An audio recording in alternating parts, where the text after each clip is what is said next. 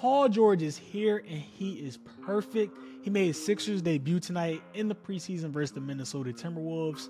Have some thoughts on Jared McCain as well, and the highlight and the good regards and good words that he's getting out of training camp. Also have some thoughts on Joel Embiid and what he's going through and how the team is going to manage him throughout the season. But we back, y'all. Happy to be with y'all, and I guess I got to do this again. Hear the intro. My boys. What up, y'all, man? Oh, my God, I feel good to be back. I took an off-season break. Not a lot was happening after, they signed Caleb. Who's the last person they signed? Oh, my God, Quinones. But I was taking like a little off-season break. But we are back for season 2. I don't know if I'm taking an off-season break this season or whatever, but that we'll see. I'm trying to really take this, see where we can grow this, see how we can build this, and see, if I could take it to the next level, man. But like I said, we back season 2. Y'all about to see my content just grow and grow. I'm really excited. I got some dope things for y'all this season. And when you're on YouTube. But speaking of YouTube, you already know. Before you do anything, make sure you hit that like and subscribe button down below. I appreciate it. It helps me a lot. It supports me. It's free. Make sure you hit that button. But we back. You already know. Off the Cliff Show, brought to you by 14th and Market Podcast Network, Season 2. And guess who played for the Sixers tonight? My man Paul George made his debut. I'm smiling through it all. Can't believe this is my life. Paul George made it. He's here. He debuted. Nobody could watch the game for the first quarter because it was technical difficulties on NBA League Pass. No stream was working. Some FSU stuff was going on. I don't know, but the streams worked for the second quarter. He played up until the half of the third quarter, and dog, he looked amazing. He looked like everything Tobias Harris wasn't. Shot creation, tough shot making, getting to the basket, playing defense, doing little things. What did I say? Having a little wiggle to his game, being able to get around defenders, working off of Tyrese Maxey, working off of Andre Drummond. Oh my God, we here. We prayed for this. Sixers fans, I don't want y'all to think or be like, oh my God, he's 34. Like we're going into the Phillies just lost. The Eagles suck right now. I don't want y'all having that mindset of like, I don't believe in the Sixers. This is a new era. This is the non-Tobias Harris era. And I need y'all to embrace that. But my boy Paul George tonight, 23 points, 6 rebounds, shot 4 for 9 from 3. He also shot 53% from the field. Played amazing tonight, hit some very tough shots, hit a couple step-back threes. Like I said, he was able to get to the basket at will. He's everything that we expected him to be. Of course, his first preseason game, probably wanted to go out there and, prove a point. So we'll see how that translates over into the regular season. But I was just excited to see him out there with Tyrese Maxey. Joel Embiid did not play tonight. He had regularly scheduled maintenance on his knee. So we'll talk about Joel Embiid later. But Paul George was amazing. Everything that I thought he was going to be. Came here. He looked like, I keep saying it, everything that we were expecting him to be, and what is going to play dividends when we get into like the playoffs and how deep they can go because of his shot making ability, his just ability to think the game. Like we don't have slow thinkers on this team anymore where it's like, oh my God, they're just like making rotations too late or they're too late to a ball. We have actual basketball players now, and that's what I'm excited about. Tyrese Maxey also tonight, 21 points, 2 assists, shot 7 for 14 from the field, 4 for 7 from 3. He looked unguardable. He looked like he can get to whatever spot that he wanted. It looks like nothing from a defensive standpoint is phasing him anymore. He put on some weight, got a little muscle. DiVincenzo was guarding him tonight, could not knock him off his path. He was getting to the rim at will. Still doesn't have a whistle. I don't know what's going on with that. He just needs to flop more, I guess. I don't know. I don't know why they're not giving him a whistle no more.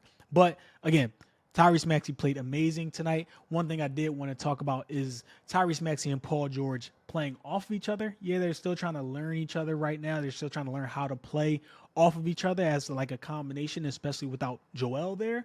But tonight, you could see they tried to work it out, but they tonight a little bit they were going a little bit one-on-one. But when it looked like when they were going one-on-one, like I said, they were getting each player was getting to whatever spot they wanted, and that was refreshing because like most nights we all know it with the Sixers and Joel Embiid being out. It's like if Tyrese Maxey doesn't go off, they don't win that game. But tonight they didn't win tonight. But it was just refreshing to see like, all right, well, if Tyrese doesn't have it going, you could just give the ball to Paul George and he can go create. He can go be the offense for a little bit. And if Tyrese Maxey is going, then Paul George can go stand over the corner, into the corner and spot up and do like all the little things, and he can go defend. So that was refreshing to see. But I'm just, I'm hoping that they, pick it up quick and, really start to learn how to play off of each other. Like I said, make it like a little two-man game with them because they're going to have a bunch of nights with it where it's just them, especially with the way that the Sixers are seemingly going to handle Joel Embiid throughout this season. So it sounded like we're not going to get like a bunch of games out of Joel just so we can make sure that he is healthy going into the playoffs, and I have some thoughts on that.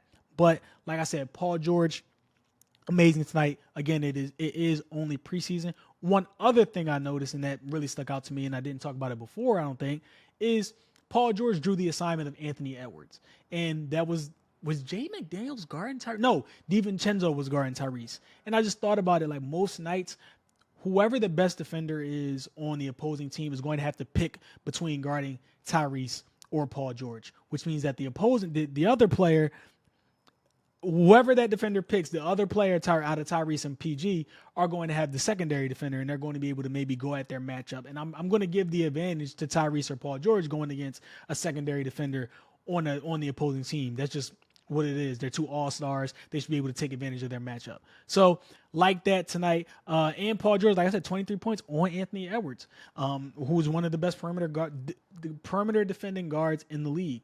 And Tyrese Maxey they both got off 20-plus points. And this is all playing 3.5 quarters. So just imagine if they played the full game. Like this could be I thought about it and I wanted to tweet it out. Like the Sixers some nights are going to be able to blitz an opposing team just offensively where the opposing team they're just not going to be able to do anything about it because the Sixers finally have a bunch of players on the floor who can all score at any point from any spot. And it was really refreshing to see tonight because I'm like, oh my God, they're just going to be able to score at will most nights. And the opposing defense isn't going to be able to do anything about it. Hold on, I got Invisalign. Sorry, I was messing up my teeth. But they're going to be able to blitz opposing teams a lot this season just because of their ability to score and the weapons that they finally have, especially the nights that Joel Embiid plays. They're just going to be really hard to stop defensively. So I'm excited to see that. I just saw that a little bit tonight. Wanted to talk about it and bring that up. Also, we got some news about Jared McCain. He is looking like the best. I'm sorry, not the best rookie. 1 second, I have it right here. Let me just look it up. Okay, so from Tony Jones of The Athletic on Jared McCain, multiple team sources indicate Jared McCain has played extremely well in camp, especially on offense. He's played without fear, but most importantly, with patience. He also got great grace from Joel Embiid earlier, I want to say last week. Basically, Joel said he was the best player in camp. Now, this might be true. And I thought about it earlier. Like I was really excited because I'm a Jared McCain fan. I think that he would bring something to the Sixers as far as shooting, especially in transition with him and Tyrese Maxey, especially his ability to knock down threes. And his thing coming out of college was transition threes. So I do like him, and he's a dog on defense. He works really hard. But I thought about it today. I'm like, why is he getting so much good press? And we haven't heard this out of a Sixers team, like somebody that has like taken that next step. They didn't even do it with Tyrese Maxey. So it got me to thinking, like, I feel like they're trying to prop him up to be a trade piece later in the season to go get a starting four that can rebound, starting 3 and D4 that can go rebound, defend, knock down threes. And I started thinking about it because if you really look at the Sixers roster, they already have one of the top 3 teams, maybe in the NBA, but definitely in the East, depending on health, of course. But when you look at that roster, you look at it and say they are like 1 3-and-D, really good 3-and-D4, like a Trey Murphy, a Herb Jones, a Tyree Eason, from being like the clear best team in the league on paper roster construction wise. So I was thinking like why they would definitely go out and they would definitely use Jared McCain as a trade piece to go maybe get that player. Like you're hearing rumors of Trey Murphy. Like I said, Trey Murphy, Tyrese and Herb Jones. You're hearing rumors of those players because they're all, I think Tyree as well, all up for extensions, and those teams might not want to pay them. And we've heard rumors as well as Daryl Morey, the Sixers ownership, they're willing to go into that second apron to acquire that type of player if they do become available. So it just had me thinking like maybe they're using Jared McCain as a trade piece or propping him up to make him a trade piece. Like, hey, he's been really good. We're stashing him because he's a rookie and he might not make the rotation because of what this team is right now. But if you want him, you're going to have to come off one of your young guys who are already established. We know they want some money. We can pay him over here. We can match salaries, whatever. But it just had me thinking, again, Jared McCain fan. I was just thinking about it. He could possibly be a trade piece that they're looking to talk up. Also, Joel Embiid, the managing with his knee. I don't know how I want to feel about this. Like, I understand they're trying to manage him. I talked about it before. Like, are they being too cautious with him? Which, whatever, like all that matters with the Sixers right now is the postseason. But I wanted him to be able to get into a rhythm during the season because we've seen that Joel's a rhythm player. My concern is he has come out and verbally said that he was like, it's just about him trusting and managing his knee. So that also got me thinking like, all right, is his knee okay? What's going on? Is he not 100% healthy? We know that he played in the Olympics, got the gold medal, but I'm just wondering like what's going on with his knee? Like, is everything fine? Like, I just want him to come out and say like, yo, everything's fine. I'm just trying to manage it and make sure that I'm good going into the season. But I don't know. It was just weird that he brought up his knee. And he said like he was still managing it, and then the team like of course they're gonna have scheduled maintenance on his knee and like reviews and looks at it. But even Nick Nurse said it. He was like, it's a regularly scheduled look at his knee, but but then he said we're just gonna wait. We're waiting to see what happens there. Well, what do you mean? Is his knee good or not? So I don't know. I don't know what's going on there. Like, I hope he's good, and I'm sure he's good. Like, he played in the Olympics. Like, no way he's gonna sit out the season opener. But again, he hasn't scrimmaged with the team yet. He didn't go with them today. Like I said, he had the schedule. He wasn't in Minnesota today. He's probably not going to be in Boston tomorrow because they play back-to-backs in the preseason now or whatever. But and I think they've been doing that, but it's just dumb. Why are we doing this? But yeah, I don't know what's going on with that. My thought is his knee is maybe probably like this is my gut. Like, my heart, he's fine. He's 100%. My gut, his knee is probably at about 85%. He's still trying to get it back to 100. The Olympics helped him get into a little bit better basketball shape. He also said that he lost a couple of pounds. So, yeah, I mean, we'll see what happens. It was just weird that they mentioned it like that. But yeah, man, that's everything.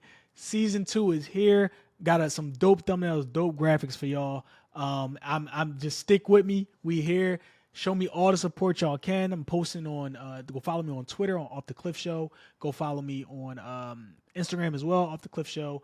And make sure y'all hit that like and subscribe button. It's important. Need y'all to do that. Share it with your friends. I'm out. Off the Cliff Show. We back. That'll be season 2.